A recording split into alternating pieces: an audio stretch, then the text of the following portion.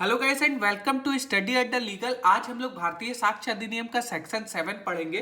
Section 7 बहुत important section है क्योंकि टेस्ट आइडेंटिफिकेशन परेड इसी में दिया गया है और मेंस में इससे रिलेटेड क्वेश्चन हमेशा पूछे जाते हैं और प्री पॉइंट ऑफ व्यू से भी बहुत इंपॉर्टेंट है क्योंकि इसका इलस्ट्रेशन डायरेक्टली एग्जाम में पूछे जाते हैं प्री में। तो चलिए इसको खत्म करते हैं इस सेक्शन को विद केस लॉज और रेलिवेंट जजमेंट, जो भी इंपॉर्टेंट जजमेंट है इससे रिलेटेड इसको भी हम लोग देखेंगे। देखो सेक्शन 5 में हम लोग बात किए थे कि 5 में हमेशा क्या करना, 5 याद रखना। 5 में 5 याद रखने का मतलब क्योंकि सेक्शन 5 में 5 चीजें थी। क्या क्या था? Occasion, cause, effect, state of things and opportunity. तो 5 में 5 चीजें। ठीक उसी प्रकार 7 में 7 चीजें याद रखनी होगी। क्या क्या है इसमें? एक्सप्लेन, इंट्रोड्यूस, तीसरा सपोर्ट, चौथा रिबट, पांचवा आइडेंटिटी, छठा टाइम एंड प्लेस और सातवां रिलेशन बिटवीन दी पार्टीज। तो 7 में हमेशा 7 चीज याद रखनी होगी। स्क्रीनशॉट ले सकते हैं। 7 में 7 चीजें याद रखनी होगी।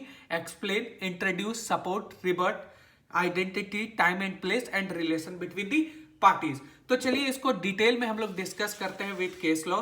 पहला हमारा बात करता है एक्सप्लेनेटरी फैक्ट में। एक्सप्लेनेटरी फैक्ट यहां पे ये कहना चाह रहा है कि कोई भी फैक्ट, कोई भी तथ्य अपने में अकेला है जब तक उसको कोई मीनिंग ना मिल जाए, जब तक उसको किसी चीज के साथ इंटरप्रेट ना किया जाए। अब इसको समझने के लिए एक हम लोग एग्जाम्पल से समझते हैं कि ए ने बी की हत्या कर दी है। ये एक तथ्य है, ये एक फैक्ट है, बट किन परिस्थितियों में हत्या की है?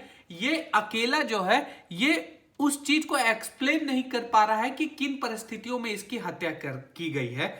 लेकिन अगर कोई व्यक्ति ये चीज एक्सप्लेन करता है कोर्ट को कि ए की गर्लफ्रेंड थी स्नेहा नाम की, इसको जो है बी रात में वीडियोस कॉल कर दिया करता था या फिर अननेसेसरी मैसेज किया जा करता था, डिस्टर्ब करता था, फ्लर्ट करता था, जिसके कारण ए ने बी की हत्या कर दी।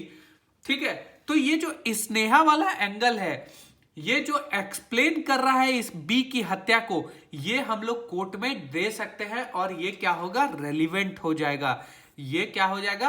रेलिवेंट हो जाएगा। तो यही एक्सप्लेनेटरी फैक्ट कहता है कि कोई भी तथ्य अपने अकेले में उसका कोई मतलब नहीं होता है जब तक when they are interpreted in connection with other fact, जब तक उसको किसी अदर फैक्ट के साथ इंटरप्रेट नहीं किया जाता है तब उसका एक मीनिंग निकलता है कि किन परिस्थितियों में, किन सिग्निफिकेंस में उसकी हत्या की गई थी। ठीक है, वो कब रेलिवेंट हो जाएगा और ये सब चीजें क्या होगी? रेलिवेंट हो जाएगी।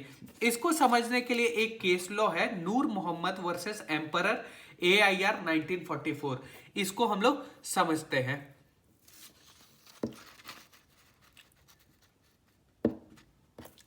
देखो नूर मोहम्मद को हम लोग इससे समझ लेते हैं, यहां से आराम से समझ में आ जाएगा। क्या होता है? नूर मोहम्मद पे जो है इस पे ट्रायल चल रहा था कि उसने मिस्टर साइदान जो एक बच्चा है उसका क्या किया है? एब्डक्शन किया है। क्या किया है? एब्डक्शन किया है।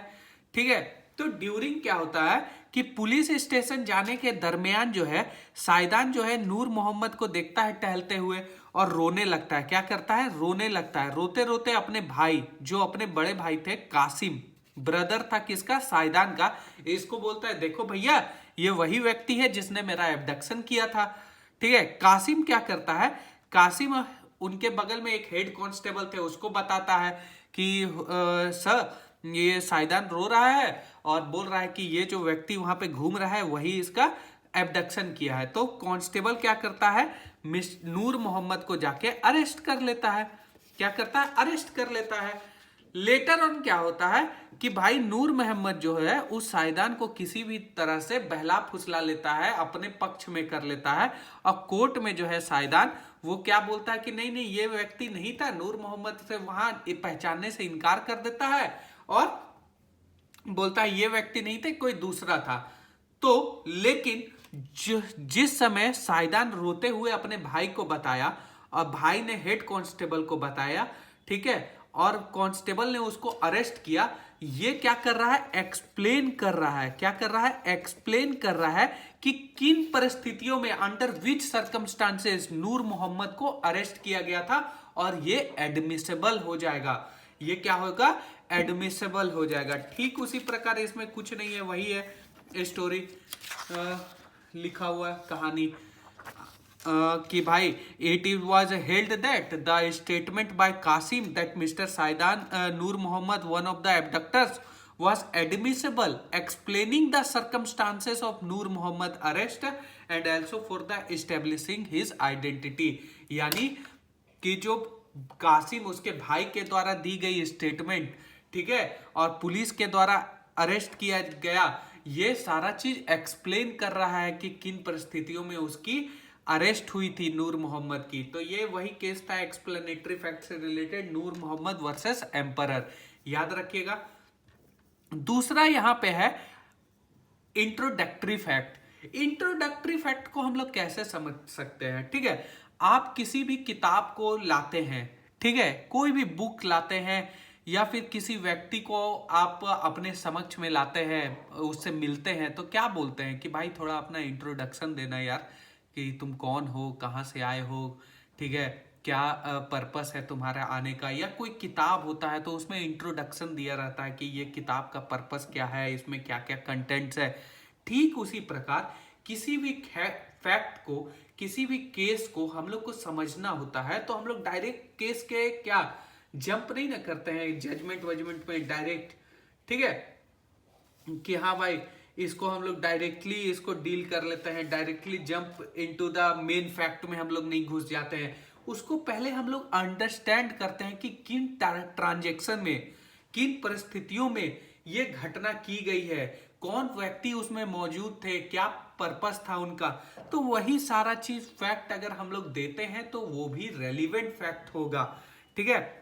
When fact serve as an introduction to key fact, they help in understanding the true nature of significant transaction, कि किन परिस्थितियों में घटना हुई है, ठीक है, कौन कौन मौजूद थे, क्या था, ये सारा चीज। Evidence permitted only to the degree that is used to introduce fact in the dispute or relevant fact, ठीक है। तो ये वही बात कर रहा है कि help to understand the nature of transaction, ठीक है, एग्जाम्पल की कौन पर्सन थे, उनके नाम क्या थे, ठीक है, ये सब चीज को जानना भी जरूरी होता है फॉर डिसाइडिंग द केस जो भी है। तो इंट्रोडक्टरी फैक्ट का भी हम लोग दे सकते हैं और वो रेलिवेंट होगा। तीसरा बात करता है सपोर्ट और रेबट के बारे में, सपोर्ट एंड रेबट के बारे में बात करता है, ठीक है। रेबट का यहां क्या क्या मतलब है, कॉन्ट्राडिक्टरी, क्या है, कॉन्ट्राडिक्ट। अब क्या है, इसको हम लोग को समझना होगा। सपोर्ट एंड रेबट का यहां पर मतलब यह होता है कि फॉर एग्जाम्पल कोई घटना घटित हुई, ठीक है, ए ने बी को मार दिया और मालूम चला कि भाई जैसे ही बी की हत्या हुई, सी जो है वो घर छोड़कर भाग गया, ठीक है। तो ये क्या कर रहा है, ये घटना को सपोर्ट कर रहा है, क्या कर रहा है, घटना को सपोर्ट कर रहा है कि किन परिस्थितियों में हत्या हुई होगी, ठीक है, और या किन व्यक्ति के द्वारा की गई है। समझ में आया, नहीं समझ में आया तो फिर से समझो, ठीक है। क्या यहां जो होता है, एक व्यक्ति की हत्या हो जाती है, एक व्यक्ति की क्या होती है, हत्या हो जाती है, और मालूम चलता है कि जो उसी के बगल वाला नेबर था वो क्या करता है, उसी दिन हत्या के तुरंत बाद वो भागने लगता है, ठीक है। तो ये क्या कर रहा है, ये सपोर्ट कर रहा है, ये जो फैक्ट है ये सपोर्ट कर रहा है कि किसने हत्या की। प्राइमा फेसे क्या केस बन रहा है कि मान लीजिए उसका नेबर ही उसका मर्डर किया हो, ठीक है। There are certain other classes of facts that facts which are neither relevant as fact in issue nor as relevant fact, but they either support the inference suggested by the fact in issue or relevant fact, or they contradict fact in issue or relevant fact for the purpose they are relevant, ठीक है। अब क्या है कि भाई जैसे ही इसकी ए नाम के व्यक्ति की हत्या हुई, उसका जो नेबर है वो तुरंत ही भागने लगता है, भाग गया, ठीक है। तो ये क्या हुआ, ये सपोर्ट कर रहा है एन इन्फ्रेंस को कि भाई लगता है जो उसका नेबर्स ही उसका मर्डर किया है, ठीक है। लेकिन बाद में जब उसके नेबर्स को रेलवे स्टेशन में पकड़ा गया, ठीक है, तो वो बोला अरे अरे मेरे भाई की शादी है और मुझे जल्दी से घर जाना है। तो ये क्या कर रहा है, कॉन्ट्राडिक्ट कर रहा है, रेबर्ट कर रहा है अपने इन्फ्रेंस को कि नहीं नहीं ऐसी कोई बात नहीं है कि हम हत्या करके भाग रहे हैं, मेरे भाई का शादी था, हम इसीलिए घर छोड़ के जा रहे हैं, जल्दी में हमको पहुंचना है, तिलक हो रहा है उसका, ठीक है, और हम नहीं पहुंचेंगे तो हम ही को करना है तिलक। तो बोला कि ये रेबर्ट भी कर सकता है। तो देखिए आप सपोर्ट एंड रेबर्ट दोनों का फैक्ट जो है वो क्या हो जाएगा, रेलिवेंट हो जाएगा। ठीक है, सपोर्ट कैसे कि भाई तुरंत हत्या हुई, तुरंत वो व्यक्ति भाग गया, ठीक है, तुरंत किसी का पैसा का चोरी का इल्जाम लगा, तुरंत वो अपना बैंक में जाके सारा पैसा निकालने लगा। तो ये क्या कर रहा है, ये सपोर्ट कर रहा है इन्फ्रेंस को। लेकिन अगर वो रिवर्ट भी कर सकता है, ठीक है, फॉर एग्जांपल वो बोला कि अरे मेरे पिताजी का बहुत ज्यादा तबीयत खराब था इसलिए मैं पूरा पैसा वैसा निकाला था बैंक से, या फिर मेरे बहन की शादी थी तो मुझे तिलक में जाना था इसलिए जल्दी में भाग गया। तो ये सब क्या कर रहा है, आप सपोर्टिव और रिवर्टिव यानी कॉन्ट्राडिक्टरी दोनों ये फैक्ट को आप दे सकते हैं, दोनों एविडेंस को दे सकते हैं और दोनों चीज क्या होगी, रेलिवेंट हो जाएगी। इससे रिलेटेड एक केस है, आर वर्सेस एगस्टर का केस है। इस केस में क्या होता है, इस केस में ये होता है कि एक व्यक्ति है जिस पे चार्ज चल रहा है रॉबरी का। क्या चीज का चार्ज चल रहा है, रॉबरी का चार्ज चल रहा है। और किस पे चल रहा है कि इसने जो है वो बी नाम के व्यक्ति को रॉबरी किया है, ठीक है, बी नाम के व्यक्ति का रॉबरी किया है। लेकिन एक उसी रात इसने सी नाम के व्यक्ति को भी रॉबरी अटेम्प्ट किया था। तो देखो यहाँ पे जो सी नाम का व्यक्ति है, ये ए और बी के केस में इसका कोई महत्व नहीं है, लेकिन इसका भी फैक्ट क्या हो जाएगा, इसका भी जो एविडेंस हो जाएगा वो इंपॉर्टेंट हो जाएगा, क्योंकि ये सपोर्ट कर रहा है इस केस को, ठीक है, सपोर्टिव है। यही है, the prisoner was charge by with the robbering of the complainant a court, ठीक है, the evidence was tried by adduced and following the attempting the rob to the another person, ठीक है, but this fact allowed only supported. देखो पहला वाला जो सी का जो चोरी का इल्जाम है वो डायरेक्टली इन्वॉल्व नहीं है इस केस में, लेकिन ये जो बता रहा है कि उसी रात इसने किसी और व्यक्ति पे भी अटेम्प्ट किया, और वो जब बता रहा है उसका एविडेंस वो सपोर्ट कर रहा है उसके रॉबरी को कि भाई हाँ ये जरूर रॉबरी वॉबरी किया होगा, ठीक है। तो सपोर्टिव एंड रिबर्टिव ये दोनों जो फैक्ट्स है, एविडेंस है, वो एडमिसेबल हो जाएगा, रेलिवेंट होगा। चलो अब आते हैं, तीसरा चौथा हो गया, पांचवा देखो बहुत इंपॉर्टेंट हो जाता है। अच्छा इसमें एक केस था, केस का नाम क्या था, अरे केस का नाम भूल रहे हैं। अच्छा हाँ ठीक है, Matru versus state of UP लिख लेते हैं कहीं पे, ठीक है, Matru versus state of UP यहां लिख लेते हैं।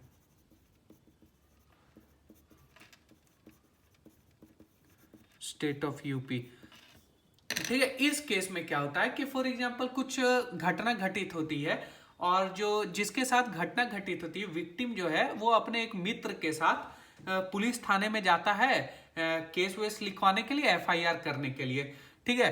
और एफआईआर लिखवाने के बाद ये मालूम चलता है कि जो पुलिस को है उसके दोस्त पर ही शक होती है, तो पुलिस जो उसका दोस्त है वो वहां से भाग जाता है।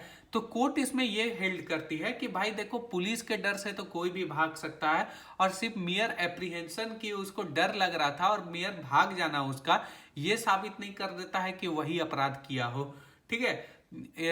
इस केस में Matru versus state of UP में यही कहा गया था कि भाई कोई भी पुलिस के डर से भाग सकता है, और सिर्फ भागने के डर पे अगर भाग गया उसके बेसिस पे सोल उसी के बेसिस पे हम किसी को अपराधी नहीं ठहरा सकते। ये Matru versus state of UP में कहा गया था, याद रखिएगा।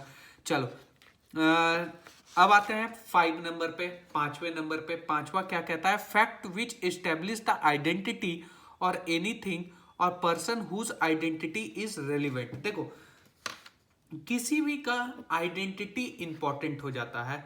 आइडेंटिटी रेलिवेंट कैसे होता है, तो आइडेंटिटी अगर हम लोग कहें तो identity of a person where the court has to know the identity of anything or any person, यानी हम लोग थिंग्स का आइडेंटिटी, कोई सामान का भी जो है परिचय, या फिर किसी व्यक्ति का भी परिचय जो है वो रेलिवेंट हो जाता है किसी केस लॉज में। ठीक है, फिप्सन क्या कहते हैं कि देखो आइडेंटिटी जो है वो सिर्फ हम लोग डायरेक्ट टेस्टमनी नहीं हो सकता है। ठीक है, ये पर्सनल कैरेक्टर को भी बताया जा सकता है। आप पर्सनल कैरेक्टर कैसा, यानी फिजिकल कैरेक्टर, फॉर एग्जांपल उसका हाइट कैसा है, उसका कलर क्या था, उसका साइज क्या था, ठीक है, कंप्लेक्शन कैसा है, वॉइस कैसा है, ठीक है, ऑक्यूपेशन के थ्रू भी हम लोग जान सकते हैं वो क्या काम करता था, नहीं करता था, रेसिडेंस के रूप में भी जान सकते हैं, ब्लड ग्रुप हो गया, एडुकेशन के बेसिस पे भी हम लोग उसका आइडेंटिटी को पहचान सकते हैं कि फैमिली रिलेशन कैसा है। तो आइडेंटिटी किसी व्यक्ति का बहुत ज्यादा इंपॉर्टेंट हो जाता है और किसी भी व्यक्ति का आइडेंटिटी जो है वो रेलिवेंट हो जाएगा अंडर दिस सेक्शन। अब इसमें हम लोग बात करेंगे टेस्ट आइडेंटिफिकेशन परेड के बारे में, टीआईपी जिसको हम लोग शॉर्ट में कहते हैं। आप लोग मूवीज में, फिल्म में बहुत ज्यादा देखते होंगे टेस्ट आइडेंटिफिकेशन परेड। ये कैसे होता है कि सिमिलर टाइप के व्यक्ति को, ठीक है, 10-12 व्यक्ति को एक साथ लाइन में खड़ा किया जाता है और जो विक्टिम होते हैं, जो विटनेसेस होते हैं, उससे टेस्टमनी किया जाता है, आइडेंटिफाई किया जाता है कि देखिए ये वही व्यक्ति था जो आप में किडनैप किया था, इनमें 10 में पहचानिए कौन व्यक्ति था इसमें। तो जो विटनेस होता है वो 10 को देख के बोलता है अरे हुजूर ये तो वही व्यक्ति था, ये है वो व्यक्ति, तुरंत पुलिस ऑफिसर उसको अरेस्ट करती है। ठीक है, तो वही है टेस्ट आइडेंटिफिकेशन परेड, उसी को कहते हैं टीआईपी इन शॉर्ट्स में हम लोग कहते हैं। टीआईपी से रिलेटेड जो प्रोविजन है वो हमारे सीआरपीसी और प्रेजेंट में बीएनएसएस में भी दिए गए हैं। इसका सेक्शन जो है वो सेक्शन जो 54A में पहले दिया गया था वो अभी बीएनएसएस के 54 में है। ठीक है, पहले ए में था, 54A में, अब सिर्फ 54 में दिया गया है। ठीक है, ये क्या बोलता है कि the test identification parade is one of the way for determining the identity of the accused. एक तरह का हम लोग कह सकते हैं कि तरीका है जिससे हम लोग आइडेंटिटी ऑफ द एक्यूज्ड को क्या कहते हैं, पहचानते हैं कि कौन से व्यक्ति ने क्या किया है, अपराध किया है, घटना किया है। There was no specific provision in Evidence Act or Code of Criminal Procedure regarding identification parade of accused till 2005। ठीक है, यानी एविडेंस एक्ट में और ये कोड ऑफ सिविल प्रोसीजर में, कोड ऑफ क्रिमिनल प्रोसीजर में किसी भी तरह का कोई प्रोविजन नहीं दिया गया था टेस्ट आइडेंटिफिकेशन से रिलेटेड। लेकिन 2005 में अमेंडमेंट हुआ सीआरपीसी में और एक न्यू प्रोविजन जोड़ा गया सेक्शन 54A, और इसमें कहा गया identification of arrested person, identification किया जाएगा अरेस्टेड पर्सन का। 54A जो है वो कुछ इस प्रकार है, इसको एक बार आप लोग रीड कर लीजिएगा। बीएनएसएस में वो 54 में अभी प्रेजेंट में दिया गया है। ठीक है, अब क्या है, These provisions enable the police to seek permission of the court for the identification of the accused and the court may determine the manner of the identification।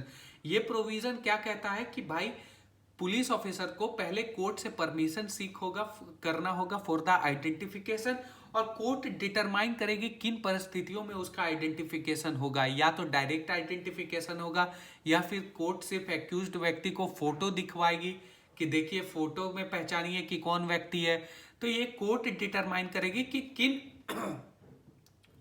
तरीके से, किन मैनर में आइडेंटिफिकेशन होगी। पुलिस जो है वो बाउंड नहीं है आइडेंटिफिकेशन कराने में।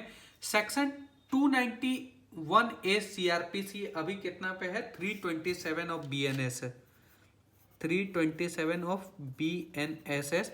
इसमें ये कहा गया कि आइडेंटिफिकेशन रिपोर्ट जो है एग्जीक्यूटिव मजिस्ट्रेट को सेंड करनी होगी।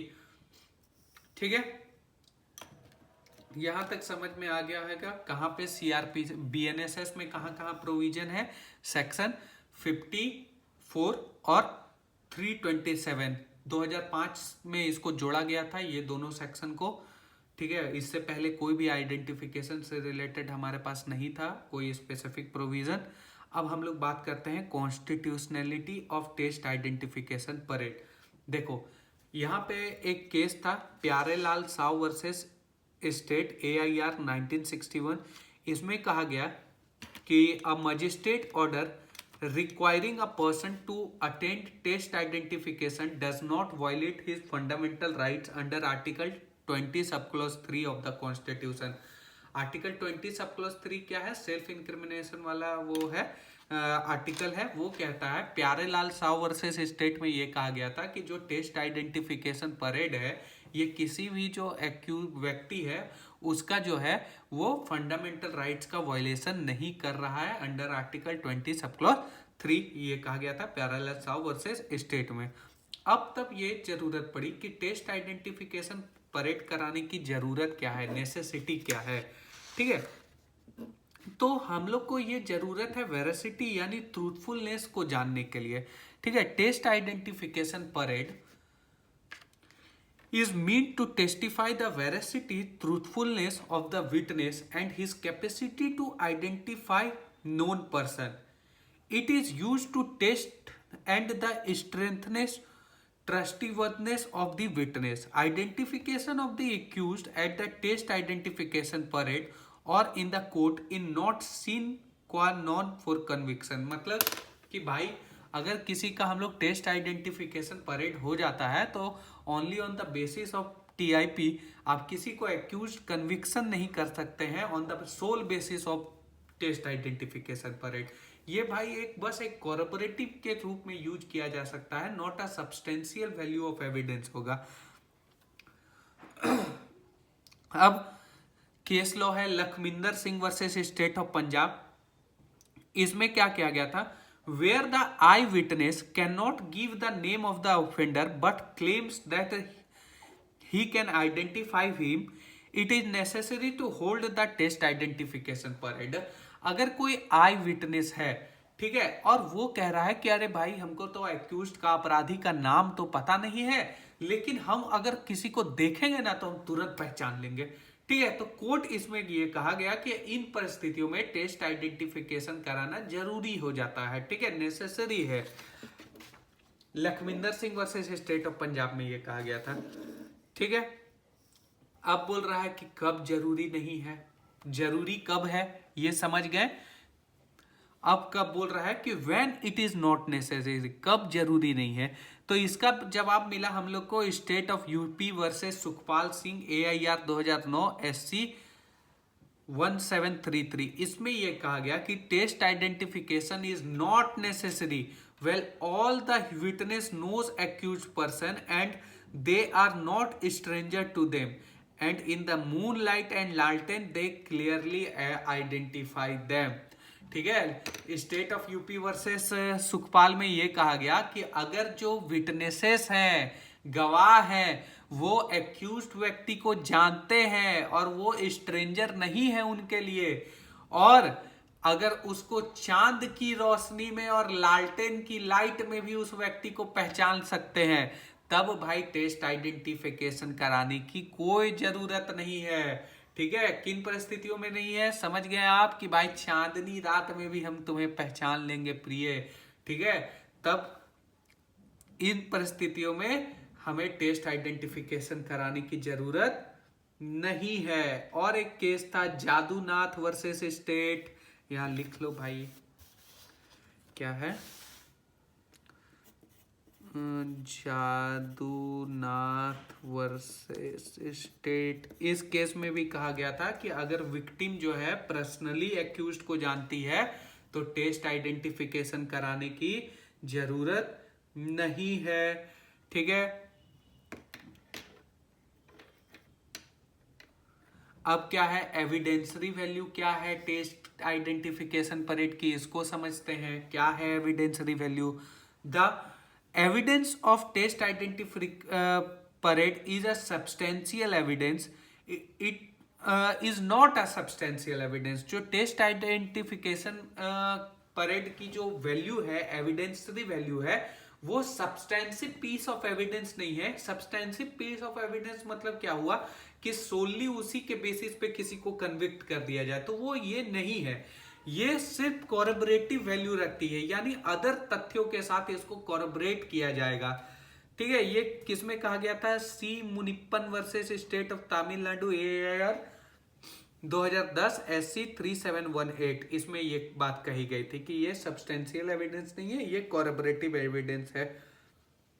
ठीक है, एक केस था मुन्ना वर्सेस स्टेट। इसमें ये कहा गया था कि एक्यूज्ड ये नहीं मांग कर सकता है कि भाई मेरा टेस्ट आइडेंटिफिकेशन करा लीजिए।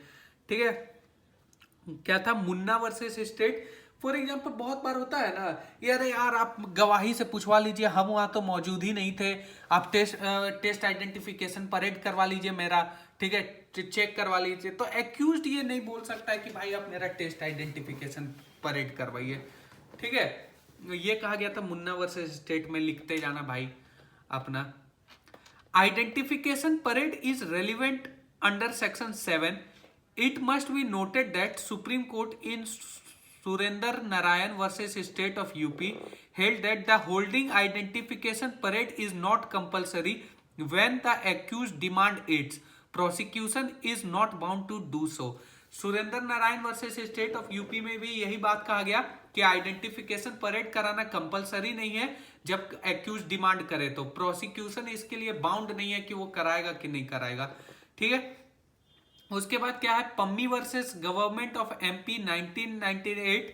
इसमें कहा क्या गया था? Failure to hold TIP is not fatal the prosecution case where the accused person were previously know the witness. ठीक है, ऐसा बोल रहा है कि प्रोसिक्यूशन का केस को खराब नहीं करेगा अगर टेस्ट आइडेंटिफिकेशन नहीं होता है। कब? जब जो एक्यूज्ड व्यक्ति है, विक्टिम जो है, विटनेस जो है, वो एक्यूज्ड व्यक्ति को पर्सनली जानता हो। ठीक है, फिर वही हो जाता है कि मून लाइट में भी पहचान लेंगे, लालटेन में भी पहचान लेंगे। अब देखो एक केस था, क्या है case? Hira versus state of Rajasthan. Hira versus state of Rajasthan. इसमें क्या है? इसमें क्या कहा गया था कि इसमें क्या होता है ना कि डकैत लोग जो है एक पेट्रोल पंप में घुस जाते हैं और वहां से चोरी वोरी करने लगते हैं। तो बगल का जो नेबर है वो वर्कर लोग को लाठी वाठी से मारने लगता है, जो भी वहां पे थे पेट्रोल पंप के जो वर्कर्स होते हैं उसको लाठी वाठी से डकैत मारने लगता है। तो बगल में जो है नेबर्स थे, रोने की आवाज सुन के वो लोग भी आ जाते हैं दौड़ते दौड़ते, तो उन लोग को भी मारा जाता है। ठीक है, तो वहां पे फिर 37 विटनेस जो भी थे उनसे टेस्ट आइडेंटिफिकेशन परेड होता है एक्यूज्ड व्यक्तियों का। ठीक है, तो यहाँ पे कुछ क्या है प्रिंसिपल्स लेट डाउन किए गए थे इस केस में, Hira versus state of Rajasthan में, कि test identification parade is not considered significant evidence, this is use to verify the information. वही बात बोला गया कि भाई ये सब्सटेंशियल पीस ऑफ एविडेंस नहीं है, इसको कॉरबोरेटिव के लिए हम लोग क्या करेंगे? यूज करेंगे। दूसरा क्या बोल रहा है? The major goal to put the witness memory to test during the inquiry stage. ठीक है, अब देखो टेस्ट आइडेंटिफिकेशन क्या है ना कि पूरा पूरा माइंड पे डिपेंड करता है। माइंड पे डिपेंड करता है क्यों? अच्छा, एक चीज हम लोग का यहाँ पे छूट गया था कि देखो यहाँ पे हम लोग को ये समझना होगा कि अगर डिले होता है टेस्ट आइडेंटिफिकेशन परेड कराने में तो क्या होगा। तो इसमें कहा गया Girja Shankar versus state of UP. इसमें क्या किया गया कि टेस्ट आइडेंटिफिकेशन परेड जो है वो with in a reasonable time period में हो जाना चाहिए, क्योंकि ये क्या है माइंड पे डिपेंड करता है। किसी को आप कितना दिन तक पहचान सकिएगा, आपका जितना दिन माइंड चलेगा उतना ही दिन तक ना। ठीक है, तो जो हीरा वर्सेस स्टेट ऑफ राजस्थान था उसमें ये सब चीज बात किया गया कि भाई ऑथेंटिसिटी ऑफ आई विटनेस है। उसके बाद TIP जो है procedure begins as soon as the accused is arrested. जो अरेस्ट हो गया है उसके तुरंत ही शुरू कर देना चाहिए। ठीक है, यानी रीजनेबल टाइम पीरियड में होना चाहिए। देखो तो यहाँ पे और भी कोई केस है, state of Himachal Pradesh versus Lekhraj का केस था 1999 का, और इसी से जो रिलेटेड है Hira versus state of Rajasthan जो अभी हम लोग देखे, और Shiv Shankar versus state of Jharkhand 2011 का केस है। इसमें यही कहा गया कि जो ये क्या है एक सेफ रूल ऑफ प्रूडेंस है। ठीक है, सिर्फ कोरबोरेशन के लिए यूज किया जाता है, ये एक जनरल इसका रूल है टेस्ट आइडेंटिफिकेशन परेड का। एक इंपॉर्टेंट केस अभी जो रिसेंट का केस है वो है P Shashi Kumar versus state represented by police inspector. ठीक है, तो ये भी इंपॉर्टेंट केस होता है, ये भी लिख लेना आप लोग। P Shashi Kumar versus state represented by police inspector, ये रीसेंट केस है। ठीक है, इसमें भी टेस्ट आइडेंटिफिकेशन परेड का इंपॉर्टेंस बताया गया है। अब बोलता है कि कौन करवाएगा टेस्ट आइडेंटिफिकेशन परेड, तो आईओ, इन्वेस्टिगेटिंग ऑफिसर और जुडिशियल मजिस्ट्रेट साहब करवा सकते हैं। अब बताता है कि आइडेंटिफिकेशन ऑफ थिंग्स कैसे होगा, किसी वस्तु का आइडेंटिफिकेशन कैसे होगा, तो या तो वो तो डायरेक्ट एविडेंस के थ्रू हो सकता है या सर्कमस्टांशियल एविडेंस के थ्रू हो सकता है। अगर कोई ऐसा चीज है, ऑर्डिनरी आइटम है, ठीक है, फॉर एग्जांपल एंटीक कार है, एंटीक बाइक है, तो वो तो मालिक ऐसे ही पहचान लेता है। लेकिन ऑर्डिनरी आइटम जैसे बहुत पॉइंट ऑफ डिफरेंस नहीं हो, फॉर एग्जांपल कोई चम्मच है तो सबके घर में ऑलमोस्ट एक ही जैसा चम्मच होता है, अनटिल अनलेस कोई सोना का चम्मच यूज कर रहा है या फिर कोई पर्टिकुलर डिजाइन उस पर मेंटेन है। तो ये सब चीज को हम लोग डायरेक्टली या सर्कमस्टेंशियली हम लोग आइडेंटिफाई कर सकते हैं।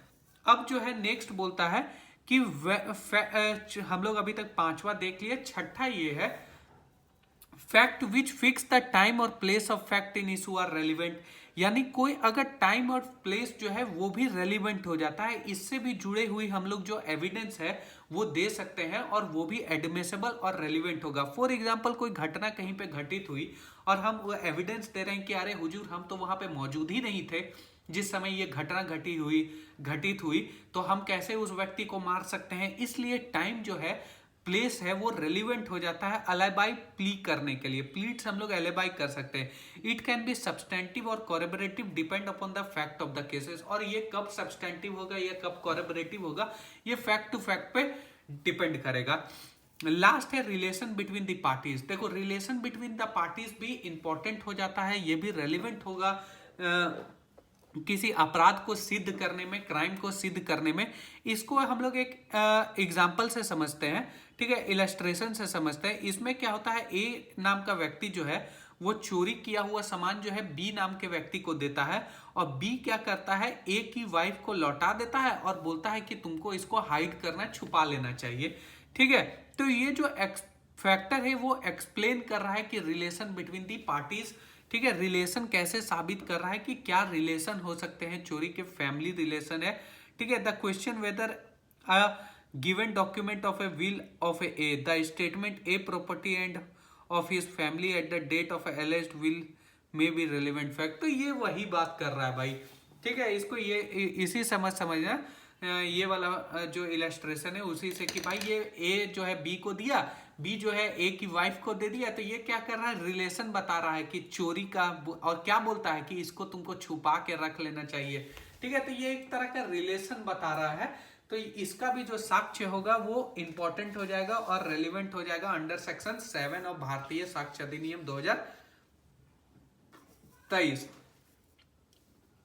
तो आई होप आप लोग को ये सेक्शन बहुत अच्छे से समझ में आया होगा। जो चीज नहीं समझ में आया होगा या फिर केस फ्लो छूट गया होगा लिखने पे, तो आप लोग सुन के फिर लिख लेना और फिर बताना फिर मेरे को कैसा लगा आपको ये वीडियो, कमेंट में जरूर करना। Thank you so much.